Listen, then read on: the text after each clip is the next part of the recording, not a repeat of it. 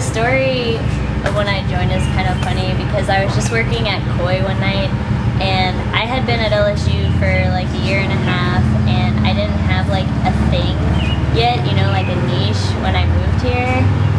And I was about to rejoin Taekwondo. But then I was working at Koi, and I was a hostess, and I sat these two girls, and they were like, hey, do you want to join roller derby? And they handed me a flyer, and I said, sure. And then the next night I joined roller derby. All the way from California, I got the call. She said, Mr. Morrison. That's probably the biggest thing I remember from my childhood is Taekwondo, because that was so a part of our lives. Yeah, I mean, I remember the first time I put on a uniform. Did you know that? The first time, like, Mom dressed me in a uniform and put my white belt on me, and I was super excited.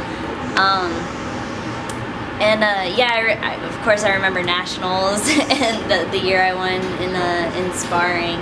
That was a really big win. That was, yes. Her first nationals was 2 weeks after she got her black belt. You were 7 years old. Okay. Ross got his black belt at 6. You got yours at 7. Right. Just 2 weeks after she got her black belt, she goes to the AEU National Championships as a black belt, and had to compete in the black belt division. And she got first in form, second in sparring. 2 weeks later, she goes to the USTU National Championships and does the same thing.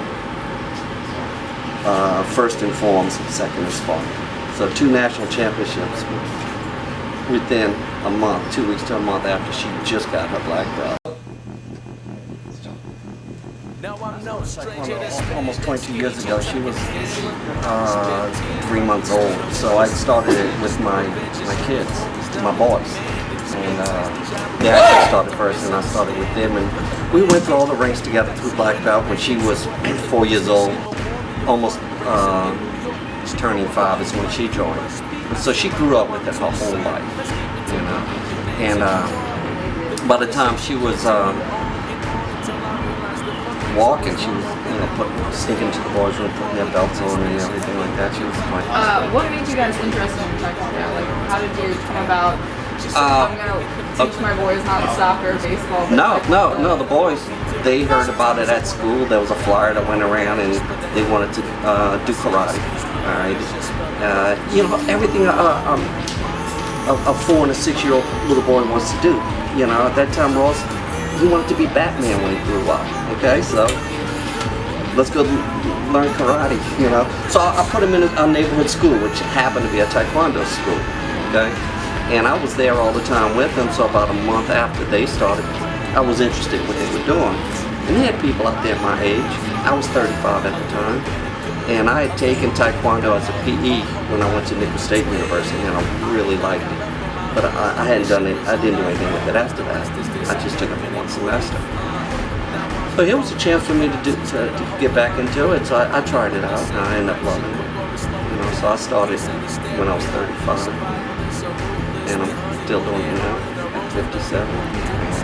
But Shannon and my son Ross and I, we started hitting the tournament circuits around the state of Louisiana on top of these tournaments. We do Olympic style sparring. It's called Olympic style because that's the style they do in the Olympics.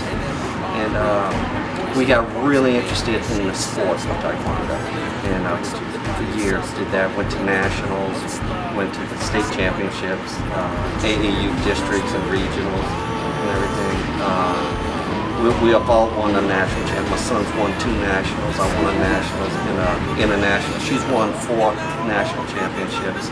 So it's just something that we just love doing, and we always trained together as a family, and it was just a great family activity to do together.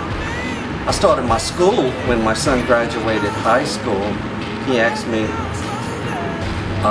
to go with him one Sunday over to the gym to teach some of his friends Taekwondo. They wanted to learn some stuff. So I went over there, and these kids were just all freshmen, newly graduated from high school, boys and girls, and they had a good time. They asked, can we come back next week? And I said, yes. We came back the next week. Can we come back the next week? And it became, by the end of the summer, they decided they wanted to actually start working towards a belt. Now, I wasn't in a school at this time. After Katrina, I got in a real bad car wreck, and I wasn't able to train anymore, so I kind of retired from martial arts.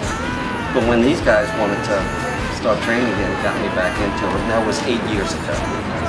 Just last week, we celebrated 8 years of our school being formed, and that's on. And Shannon and Ross just were always part of that, you know. So, when you competed in your first tournament, were you competing against people that were older than you? Oh, my first Taekwondo tournament? It's on YouTube if you want to see it. I'm like 5. I mean, she's 22, 20 right now. She's 4'11". Can you imagine how small she was when she was only 5 years old? None of the pads fit her, you know. I mean, one pad could cover her whole body. So she's, you know, got these huge pads on, kicking and trying to do spinning kicks and falling on the ground. The judges and the refs, everybody biting their lip, and they're trying not to laugh at it, but they're smiling and having a good time. And it's just, you got 2 little bitty kids all padded up just trying to punch and kick. There's no way somebody's going to get hurt. It's just the most adorable thing in the world. 5-year-old sparring is hilarious. But what everybody noticed about her was the intensity she had at it.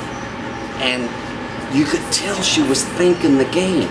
She was doing stuff we didn't even teach her. She was like imitating what she saw me and Ross and the other athletes do. She was like throwing in fakes, trying to get the other person to throw a kick, dodge it, and then hit them. Where most kids just stand there, face each other, and they take turns, hit, and all they kick in.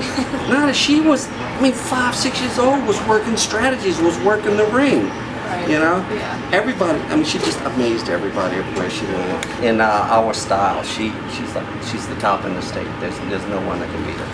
And we had always talked about her going to the Olympics and everything. But I also have my own personal philosophy. I always nurture what your kids' interests are, as long as it's healthy, moral, legal, like that. She wanted to do roller derby, so that's what we do. We do roller derby. So you were a little worried when she joined roller derby, but not much. No, not at all. I was worried for the other girls. Yeah. I knew she could handle herself. You know. In fact, I joked with her the first time I went to a derby. I joked with her. I said, she asked me, "How'd you like?" I said, "I was really disappointed in the lack of violence." That's a joke. I mean, they were hitting each other like that, but she once sparred in an all-boys tournament. She was the only girl, and she won. And the moms were fussing at me for putting her in that tournament. I said, "Why? She won." She goes, "I know, that's the point. That's demoralizing for those boys." There were pros and cons to going from Taekwondo to a sport like roller derby. One, that when people join roller derby, a lot of times they don't realize what a contact sport is, and that's why when you sign your papers, they have it like in bold and underlined, like this is a contact sport. And I'm like, okay, I understand that. That doesn't, faze me. So I knew that I could take hits, and I knew that I was like pretty athletic and agile, and I had a sense of space.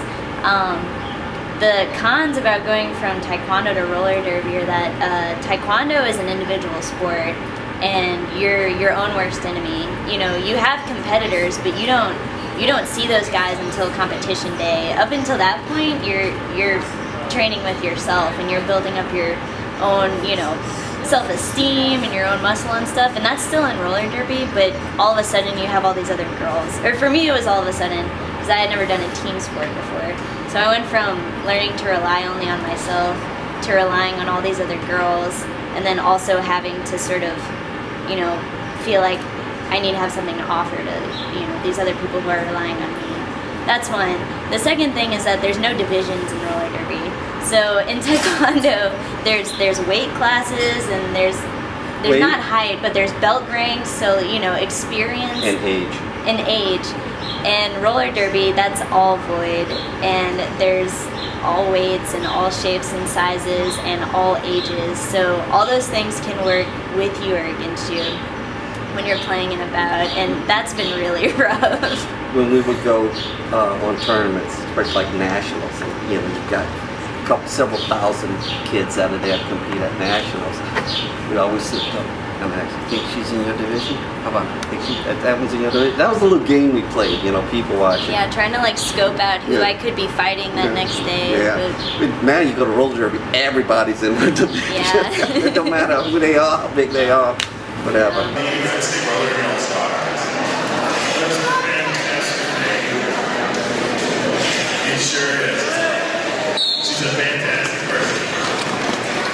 always something going on and always something new. And I think I've made friendships with people within the league, with people that I probably never would have run into before, but everyone is so amazing that I'm really glad that I did. Some of us all work the same jobs, like, our little part-time jobs.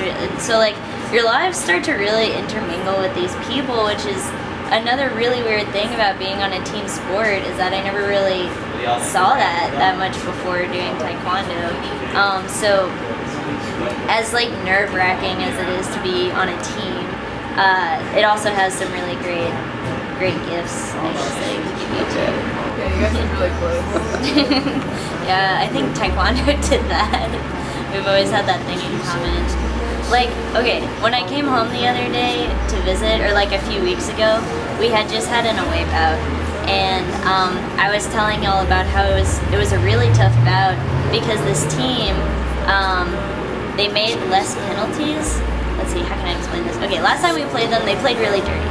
And then this time, they had way less penalties, and we beat them, which in my head means that they were playing, at a higher caliber of skill. You know what I mean? Like, they were better athletes this time for not getting as many penalties. And I come home and I was explaining how excited I was that they weren't getting all these penalties, and we still beat them. And I think the only person who really got that was him in the room, because he like finished my sentence and he was like, yeah, they were playing at a higher caliber of skill. And I was like, yeah, exactly. So it's really exciting that we won.